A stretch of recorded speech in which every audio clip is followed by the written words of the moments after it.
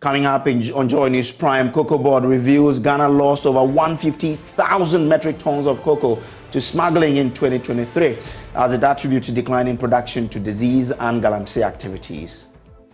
Last year, we estimated officially 150,000 metric tons. That's what we lost, right? Unofficially, the figure may be higher than that. Meanwhile, the minority is calling for an immediate resignation of the Cocoa Board CEO. Also, Attorney General Ofori-Atta tells Parliament the police are still yet to submit to him any docket fit for purpose on the murder of investigative journalist Ahmed Swale, 5 years on. We have details. And divisions emerge in MPP leadership in Parliament following claims of a scheme orchestrated within the MPP to remove Osei Mensah-Bonsu as majority leader and replace him with Deputy Alexander Afenyo-Markin. Now, we're live in Parliament for more details on this particular developing story. The Cocoa Board has revealed to Parliament's Public Accounts Committee that the company lost over 150,000 metric tons of cocoa beans to smuggling in 2023.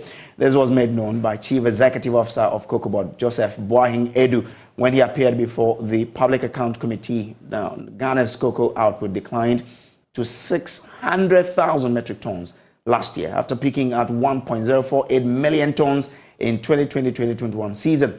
According to the Cocoa Board CEO, cocoa production has declined due to the activities of galamsey and disease attack.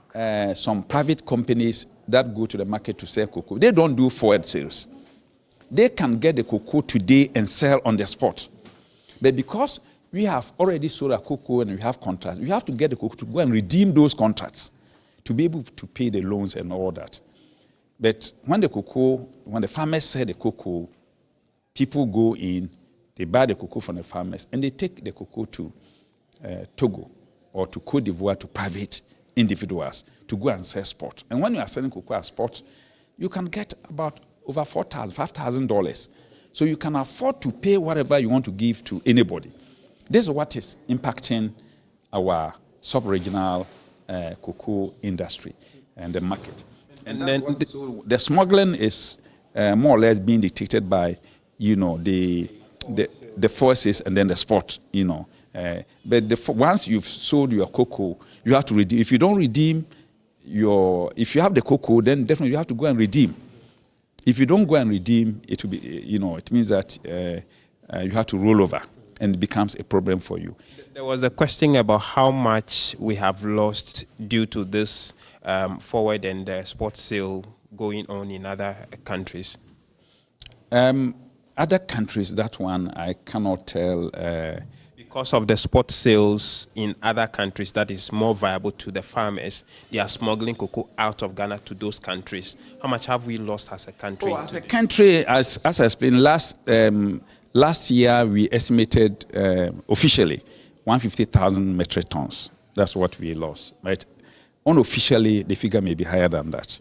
Is this one of the highest in recent times? That is so. That is so because, as I'm telling you, if price at the international market is now 5,000 plus, and the price it was just a sudden shoot up. It wasn't something which was maybe progressive or gradual for us to, suddenly the price just rose up to that level of, it was around $2,400, $2,300 before last year, April. And then just one day in April, it shot to 3,000, and now it's gone to, and it will continue. I think Ghana and Ivory Coast has an agreement to actually determine a common price of cocoa. Why do we still have it? And we're learning that some of the cocoa smuggled are sent to Ivory Coast as well. Is it that that agreement is not working, or is just a matter of the various financial arrangement with loans and all of that that is pushing the cocoa to Ivory Coast? Côte d'Ivoire, if you look at the price now, officially our price is even better than Côte d'Ivoire. Why should it be so when you have a common policy? We have it, but we also have what is called a minimum guarantee price for Ghana. So that minimum guarantee price makes our pricing system a bit different from Côte d'Ivoire. But what we've tried to do over the years is to make sure that the gap is not too wide. I mean, the gap between Ghana and Côte d'Ivoire is not so wide to cause incentive for people to smuggle. So officially, I cannot stand here and say that people are smuggling to Côte d'Ivoire. Even in Côte d'Ivoire, if you've gone through the media, international media, recently they are also arresting people smuggling cocoa from Côte d'Ivoire to Guinea, and other places. They are also arresting. He said the Cocoa Board is collaborating with the national security and other stakeholders as well as farm rehabilitation programs to address the challenges. For smuggling, we are working with the national security to curb the menace, and a lot of arrests have been made already. I think we've seen some of them in the media, and we are doing our best with national security. Sometimes they also get counter operations from the youth along the border. I have to be very frank, on this. And it's not helping because we contract loans and then we have to go and then redeem. If we can only redeem these contracts only when we have cocoa, the beans. So if we bring, let's say we credit fertilizers, inputs, chemicals, agrochemical for spraying. Every year we hire about 48,000 people to do the mass spraying. When we put in all these efforts with our extension and everything, and at the end of the year, after the harvest is due, all the investment in fertilizer, in the chemicals, the spraying and everything, and then the cocoa is taken away from us and given to Togo or elsewhere, it means we cannot actually improve upon our revenue flow. I'm pleading with our farmers. I'm pleading with them that all the education, all the sensitization being, given to them by our extension officers, they must follow them. Even right now, we have excessive dryness, the El Nino effect, so the harmattan becomes very severe. Farmers that are followed, climate smart principle that we've given to the farmers, they have their cocoa farms intact, intact and fruiting. So I want to beg them, all the education and everything. We are now entering a pruning season. Pruning. If they don't do the pruning, they will not get the yield. Now the price is good at the international market, and once the price is good there, it means it's going to reflect in the producer price. So I beg them, I beg our farmers, everybody should do the best. I've been telling the farmers that, look, move away from your 2 bags per acre, 3 bags, and go to 20 bags per acre. I want every cocoa farmer to get 20 bags per acre. Thank you so much. Now, we also do understand that Cocoa Board intends to use part of a $200 million World Bank loan to rehabilitate plantations destroyed by the cocoa swirling shoot virus, which causes drops in yields and kills trees. Now, the disease has wiped off about 500,000 hectares of farmland and reduced cocoa output. We're joined by the head of public affairs at Cocoa Board, Fifi Boafo, via Zoom with more on this. Grateful to you for joining us. Now, why are we finding it difficult to deal with cocoa smuggling, and how different is Cocoa Board dealing with this? Thanks for the opportunity, Kojo. There's an illegal act. These are persons who see an opportunity and as such decide to engage in an illegal act as a way of amassing wealth. So as you map up strategies and means of dealing with this problem, they also seek to find means of outwitting Cocoa Board and security agencies in an attempt to ensure that the right thing is done. What we have done is to intensify our intelligence and then information gathering such that we are able to deal with it. It has improved extensively, and then it has helped.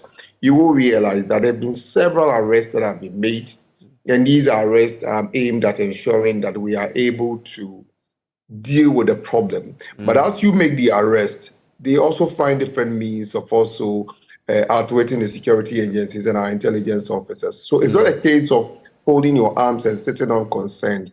But some steps have been taken, except that the final result have not been achieved. One of the things we are doing, for example, is engaging the Attorney General in helping such that the process of prosecuting persons who have been arrested for smuggling cocoa out of our country will be fast-tracked, such that it serves as a deterrent where there are evidence available that persons who were involved in smuggling they've been arrested, they've been prosecuted successfully, they are serving a jail term.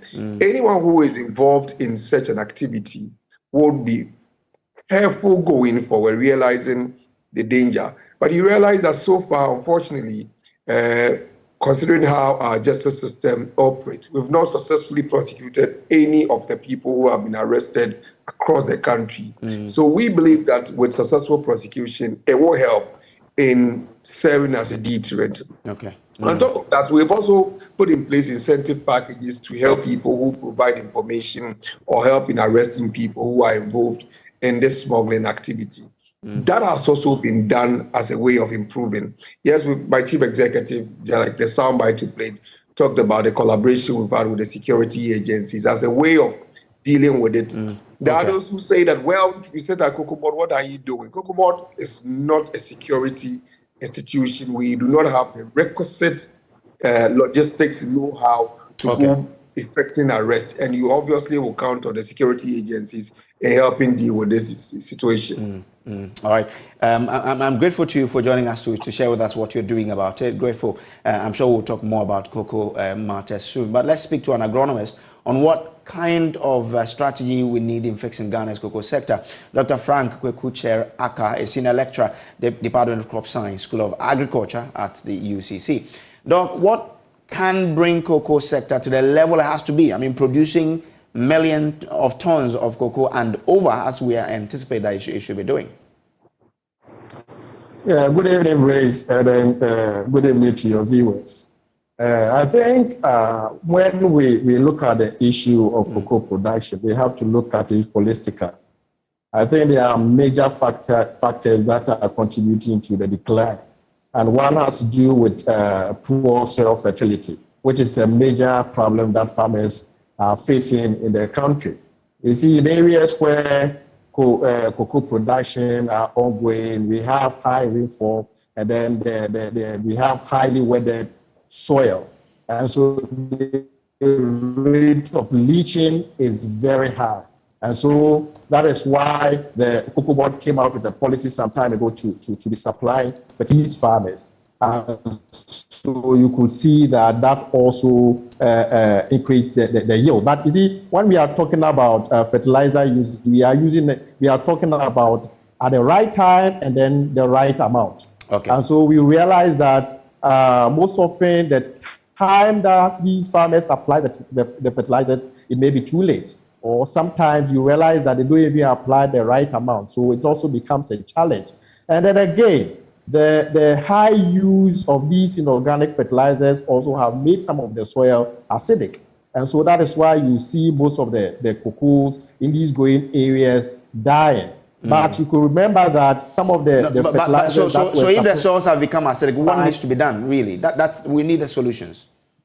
Yeah, that is why you realize that some time ago, Cocoa Board was also adding organic fertilizers to the fertilizers that they were supplying the farmers. So organic fertilizer use is something that we need to encourage. You see, in these cocoa growing areas, we actually need to encourage farmers to actually compost and then use these organic fertilizers. And so we have a lot of waste in these areas. So we have to actually establish a lot of organic composting sites so that we can supply these cocoa growing areas. And again, you see, the cocoa swollen shoot bearer disease is a major challenge, as the chief executive officer said. And then we have a lot of that must be dealt with as well. I'm grateful to you, Doc, for these insights you've shared with us tonight. Now, there is an emerging division in the governing New Patriotic Party caucus in Parliament, following claims there is a conspiracy to remove the majority leader, Osei Chairman Sabonsu, and replace him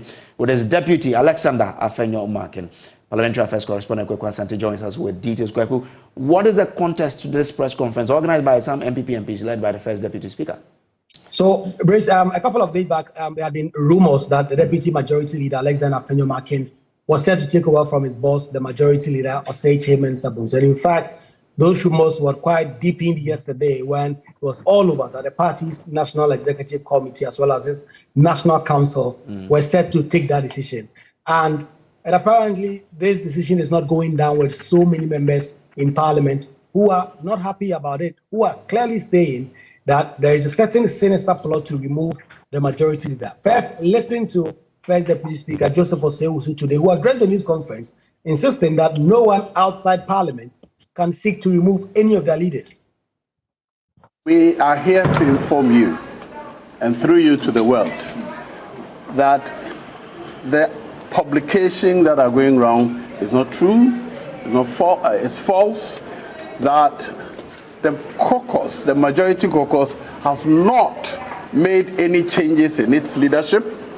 The majority caucus has not contemplated making any changes to its leadership, and that we tell the whole world, Ghana, to ignore any such publications. Now, Kweku, one of the MPs who was opposed to the rumors of change now says he's not really opposed. In fact, you see in that video there, you see the MP for Anyal-Sotium, Dr. Dixon Adumaku-Gisi, standing there lending support to the First Deputy Speaker, who clearly said that at this point in time, they were clearly having a lot of trust in the current leadership led by Osei Chairman Sabonsu, and they did not have any change. Later on, I got some calls about some shifting positions. I spoke to Dr. Adumaku-Gisi again, who now says, well, I'm not really averse to change. Of course, there must be consultation, and that I can really work with Afenyo-Markin if he becomes majority leader. Listen. In regards to the parliamentary changes, I believe that one of the key things is, let me not say consultation, but some level of discussion between the parliamentarians and the executive and the party. And when that is lacking, then you'd certainly have some level of resistance. And I also needed to make people aware that even when some decisions are made within the majority caucus, sometimes not all of us are for it. And there's always some level of quote unquote, not, the appropriate word might be some people who may not be in support of the decisions made.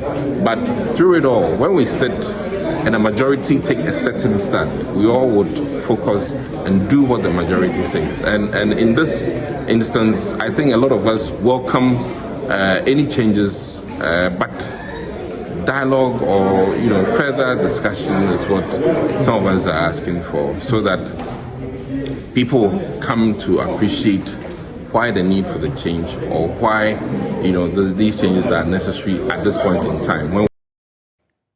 Well, we know that a couple of months ago, same thing happened to the minority. How have they been reacting to what is happening to the majority side? Well, there are so many of them who do not want to go on the record because they believe this is an NPP internal matter. They should sort it out themselves. But I caught up with Yusuf Sulemana, the MP for Bolivamboy, who says that despite his strong disagreement with certain leadership skills of the majority leader, he believes having served Parliament for 24 years plus now, it will be unfair to treat him like this at the end of his political career. I think all is not well with the majority side of this House. And it is because some people want to do a fast one on the majority leader.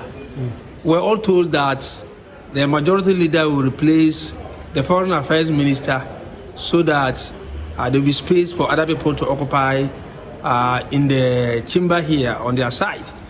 Again, we are told that that is not going to happen anytime soon because the woman is not leaving soon. The woman was supposed to go for an international appointment. And the information we are picking is that it's not coming now. It's something that's going to happen in 2025. So, of course, then people are saying that then why you remove the majority leader? And I think that it's not fair. The man has done so much for his party and, let's say, their government in general. Kweku, you tried to speak to the majority leader himself. What did he say? Yes, he was on the floor for almost the entire day today. Today, the House really adjourned quite late, almost 6 p.m. today. I caught up with him whilst he was going through the MP's panel to ask him about this plot. He said in Tree, Omonkoso, what will be translated to say, well, they should continue. There are claims that you are being schemed to be removed as majority leader. I do not have any response to that. No comment. Well, two other stories. The Attorney General and Minister for Justice, Ofori-Atta, has told Parliament 5 years after the murder of investigative journalist Ahmed Swale, the police is yet to submit to his office any docket fit for purpose. The journalist's murder continues to feature as a key reason for Ghana's slump on press freedom rankings. Answering questions in Parliament, the AG told MPs he continues to implore the police to intensify efforts to identify and arrest the killers of the journalist.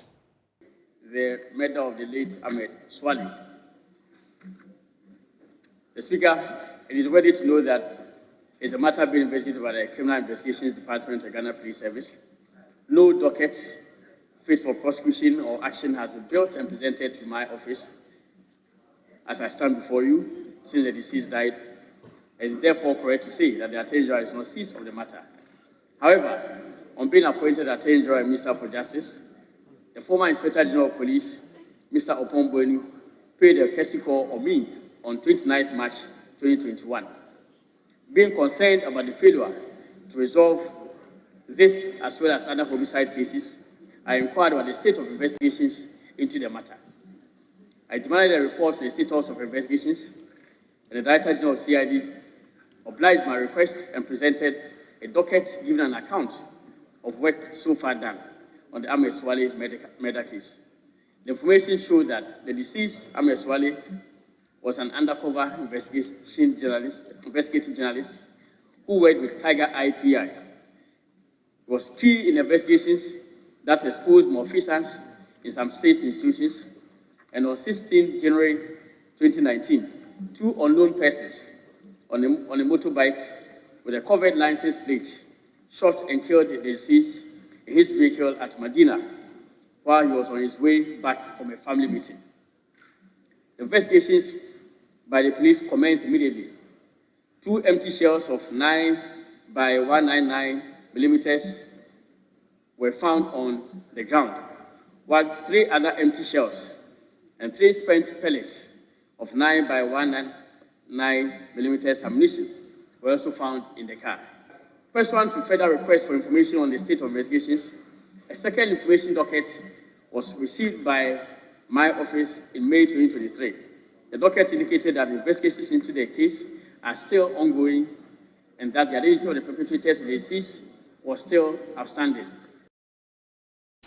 Now, the Accra High Court has ordered the legal team of Dr. Sylvester Anemana, former Chief Director of the Ministry of Health, to submit to it proper document and pictures after it was presented with what it deemed to be questionable document and pictures said to have been sent from medical experts taking care of him abroad. Dr. Sylvester Anemana is standing trial alongside Minority Leader Dr. Akufo-Addo for causing financial loss to the state in the purchase of some 200 ambulances regarded by the Ministry of Health as defective. Also the case involving Daniel Asiedu, the prime suspect in the murder of late Ebuakwa North MP JB Dankwa, was heard. This particular case has been adjourned to February 23. Kenneth Jesse's report. According to the court, the pictures and documents brought before it did not provide enough details to compel it to adjourn to another date. The day's hearing, after it had scheduled a virtual session with Dr. Sylvester Anemana since he is seeking medical attention. The court hence gave the 29th of February as the deadline for Dr. Sylvester Anemana's legal team to present it with the expected. Another court handling the case of the murder against Daniel Asiedu, alias Sexy Dondon, who is said to have allegedly murdered the late MP for Ebuakwa North, JB Dankwa, is expected to continue on the 23rd of February. After the 8th prosecution witness, now ASP in Nkrumah, testified in court about how the investigation into the case was concluded.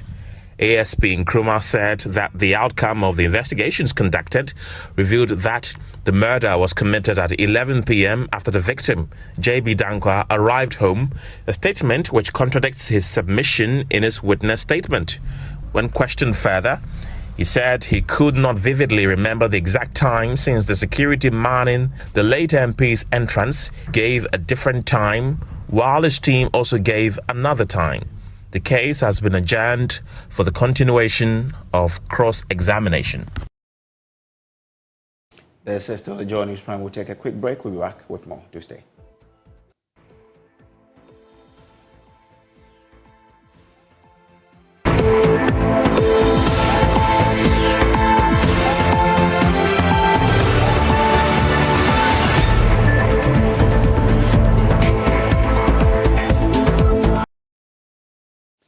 Welcome back from the break. Now, it's a clash of the titans as Ghana gears up for its 9th presidential election on December 7. Now, with more than 19 million registered voters, the stakes have never been higher.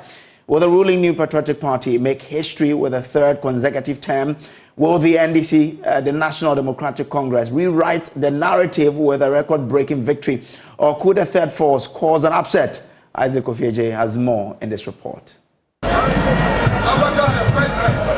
In the heart of West Africa, the stage is set for a political showdown as Ghana prepares for its 9th presidential and parliamentary elections on December 7th. With delegates having spoken, the fate of the nation now lies in the hands of more than 19 million registered voters eager to choose the leader who will steer the country into the future. Will this be a try me again or a try me too? The battleground is fierce, with the ruling MPP seeking to shatter an 8-year spell and make history by securing a 3rd consecutive term in the 4th Republic. On the opposing side, the NDC is eyeing the chance to become the first party to clinch victory more than 4 times in the 4th Republic. Former President Mahama, fueled by the momentum of increasing his vote share from 44.4% in 2016 to 47.36% in 2020, is vying for a triumphant comeback. Meanwhile, the NPP, having witnessed a drop in popularity from a commanding 53.9% in 2016 to 51.59% in 2021, is determined to bridge the gap and reclaim lost ground. The parliamentary battlefield is equally intense, with the MPP aiming to regain a substantial majority after slipping from that 169 seats in 2016 to 137 in 2020. The stakes are high and no constituency will be taken for granted. Ghana's political landscape is further complicated by internal dynamics. The departure of Alan Chamantin from the NPP raises concerns about potential damage in the crucial Ashanti region, traditionally the party's stronghold. On the flip side, the NPP's choice of Vice President Dr. Mahamadou Bawumia as their flag bearer introduces a new dimension, as he is expected to strongly compete for votes in the northern part of the country, historically a stronghold of the NDC. As the dust settles on party conventions, attention turns on the selection of running mates, a crucial decision that could tip the scales in favor of one candidate or the other. The nation is abuzz with speculation and anticipation, eager to see who will be chosen to complement Mahama and Bawumia in their quest for the presidency. With the drama unfolding, the burning question remains: will Ghana witness a one-touch victory, a runoff, or could a surprise third force emerge to reshape the political landscape? The answer lies in the hands of the voters, and as December 7th approaches, the nation braces itself for a historic and consequential election that will shape the destiny of Ghana for years to come. Isaac Ofori-Atta reporting for Joy News.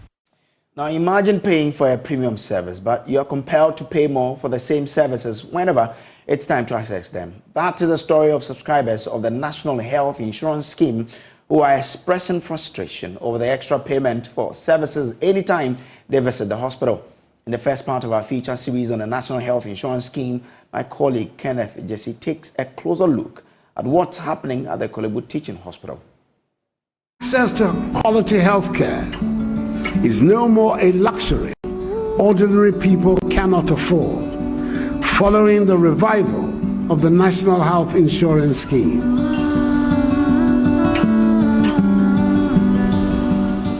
Following its establishment in 2003, the National Health Insurance Scheme was intended to provide equitable access and financial coverage for basic health care services to all Ghanaians. But more than 2 decades after its establishment, the scheme appears to be struggling. At the Korle Bu Teaching Hospital, which is the nation's biggest referral health center, patients from far and near come to receive medical care. However, quality health care here comes at a cost, even with a valid national health insurance card.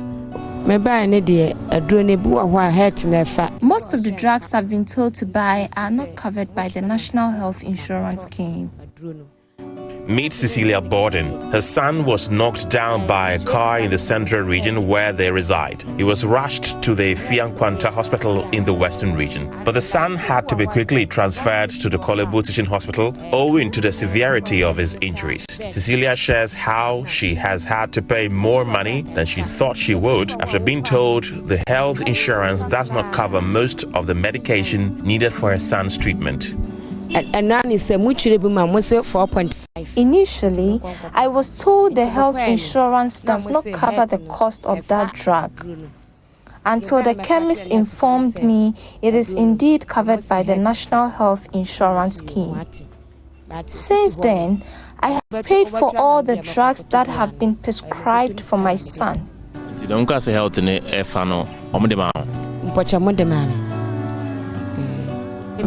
Almost by 300 million beso because doing measurement tono ebu do much 5 million ebu says maton low kula 2 million.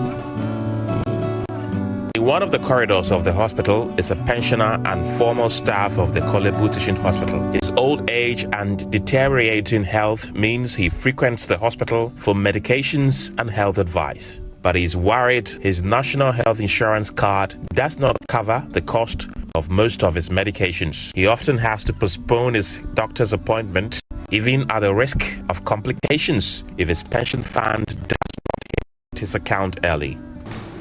Some of the expensive drugs will be asked to go and pay.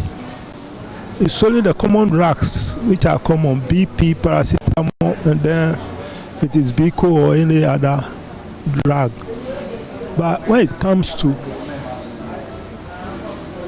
the expensive ones, you are forced to go and buy, and it is likely that's the only medication which can save you.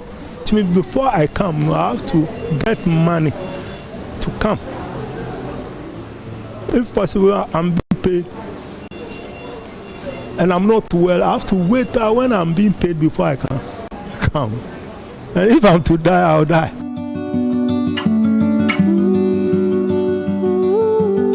In 2022, the National Health Insurance Authority added treatment of 4 childhood cancers to the National Health Insurance Scheme's benefit package. But several concerns continue to emerge about the effectiveness of the scheme and why it no longer covers the costs of some of the most basic diseases. I think it's wealthy because looking at initial, when you come, you can use it to assess a lot of things. Now you can actually use it to pick your card right, and some of the drugs to cover it. I think I heard that the labs can also be covered, but I realized that when you come, it's different. It doesn't cover. Balinda Kwe is a mother who brought her sick daughter to the Kolebu Teaching Hospital for treatment. But her heart sank when she learned that most of the medicines the doctor prescribed for her daughter were not covered by the health insurance scheme. I usually use the National Health Insurance for my card. But when I'm about to do the lab, I paid, the X-ray too, I paid. So I can say it's only for the card. Because for the X-ray I paid, the lab too I paid for it. Here yesterday. Today we are just come to pick our card. We pay 15 cedis. They say because we have insurance, that's why we pay 15 cedis. For the card? Yeah. But yesterday we did another new card. But when we are coming today to see doctor, they say we will pay 15 cedis before we will take our card again. As I'm talking now, they've given me another lab and another X-ray. But all are not under insurance. I have to go outside and do it and bring it on Tuesday. In the various parts of the hospital, patients continue to feel the pinch as they are asked to pay either extra for services at the hospital or the scheme does not cover some basic services they expected it should cover. Kenneth Jesse, Joy News, Accra.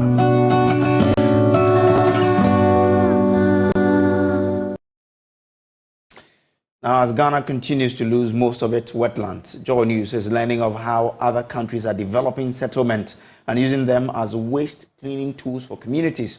One of such examples is the Florida Gulf Coast University, built on about 400 acres of restored wetland. One of its assets is Water School spearheading research into water quality and ecosystems to inform environmental policy in Florida. As part of a U.S. Foreign Press Center and Multimedia Cooperation on Climate Change, Environmental Regulation and Mining, Law firms Erastus Asare-Donko and Kofi Asare have been examining the importance of wetlands with experts from the Water School in Florida. Here's a report from the day one of their trip to the U.S. The people that designed the campus really tried to take advantage of the wetland systems that we've got here, because the wetlands perform lots of really important processes that are important to us as a species, right, as humans. And so the water that comes into the campus leaves the campus on the south end, and these wetlands have an opportunity to remove nutrients and pollutants out of it, but they also help sort of buffer against large storm events like hurricanes that dump large amounts of water, and these wetlands can absorb it and then slowly release that out. And they design the campus with ponds as well that help sort of move water in excess off the campus. Today, Professor Wynne Everham takes the team on a tour through the wetlands of the FGCU campus. He shows us one of the beautiful attractions on campus, the Cypress Dome, a canopy of cypress trees growing from the wetlands. This is the cypress trees, and they grow all around here. This part of the university's campus. Now, mind you, back home, we build in wetlands, and we continue to say that you cannot build in wetlands. But the entire university is built in the wetlands. But they are able to utilize the wetlands in such a way that this serves as the kidneys that purifies the water that comes from the community. So there is that symbiotic relationship between the community, their wetlands, and their very existence. And they go hand in hand. Professor Everham, or Wynne as we call him, emphasizes the importance of wetlands in every environment. I think that we can put people on landscapes like this if we protect good chunks of wetlands and uplands embedded in them, like we've done on this campus. It means that we either build less in any one place or we build up in those places rather than out. And that's a different way of putting people on the land. I don't think the solution is to stop building homes for people. People need homes. I think the solution is to think about how they can fit into the land rather than fight with the land. You're fighting with the land if you decide to drain this swamp and put something here. You're figuring out how to live with the land if you're honoring the role it has and finding a way to fit into the landscape instead of impose your will on it. So I think the debate is not about whether we can build or not build in wetlands.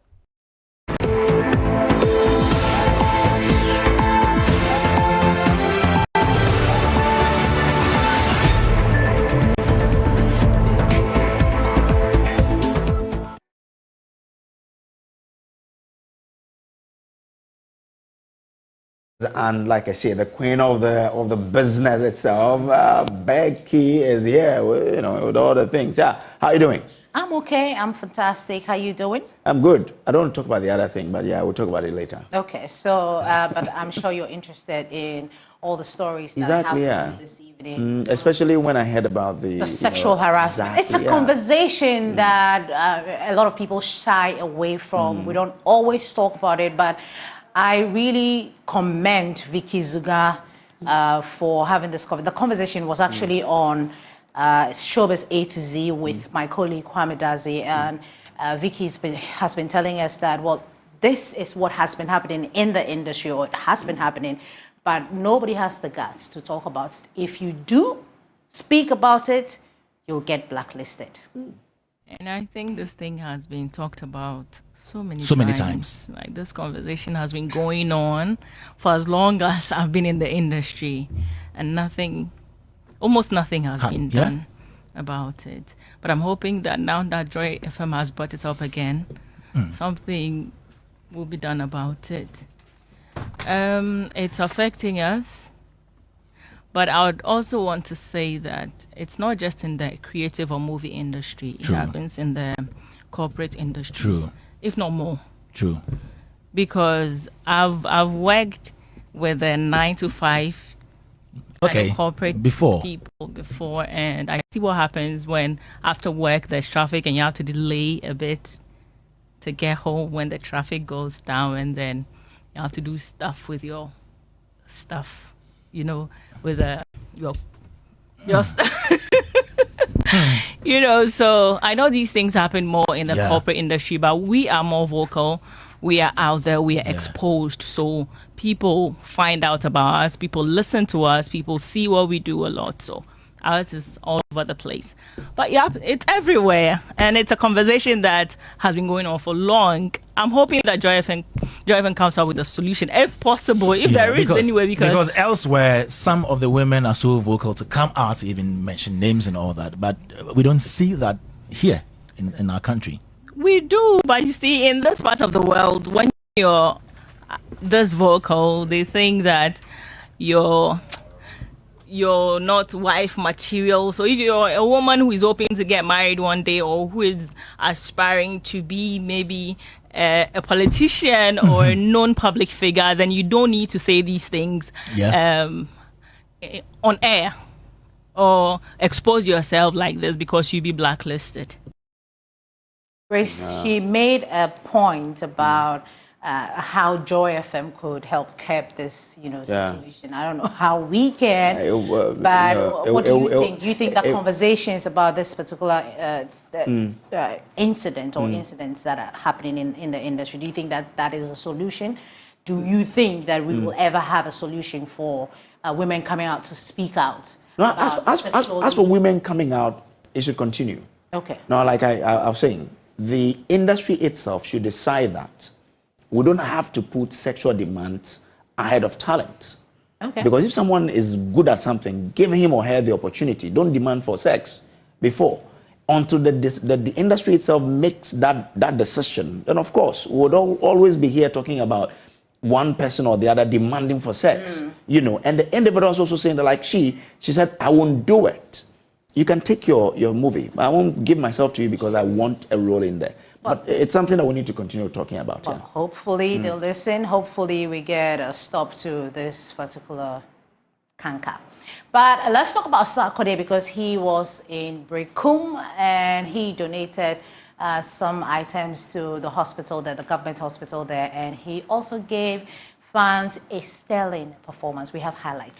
Well, another person who did the Lord's work, which is donating to another hospital, is Wendy Shea. It's her birthday today. We had a conversation with her about, the inspiration behind it. I was actually born here at Kolebu, and today being my birthday and God being so good to me, I thought, why not come back and give back to them, because this is where I witnessed my first breath, and that is very special to me. Song for Mama. So, and they're actually celebrating their 100 years anniversary, so I just thought, why not? So I actually had a scout team who went around and they raised our concern, about the things they need, and I just thought, why not? So we actually bought some baby cots, some suctioning machines, some things they need, and also I actually paid off some debt for the mothers who gave birth on my birthday to each child. So yes, I love. And that is correct. You are right. I mean, all right. So I think somebody will be asking now. Get it and watch it. Okay. Thank you so much. Yeah, sure. That'll be all for the news this evening. I know you're rushing to do it. I'm doing it for you. Please join us same time tomorrow. Also log on to myjournline.com. That's where you find all the news //entertainment. We have all the details. Happiness is Prime Business with Pius Kojobaka. Bye.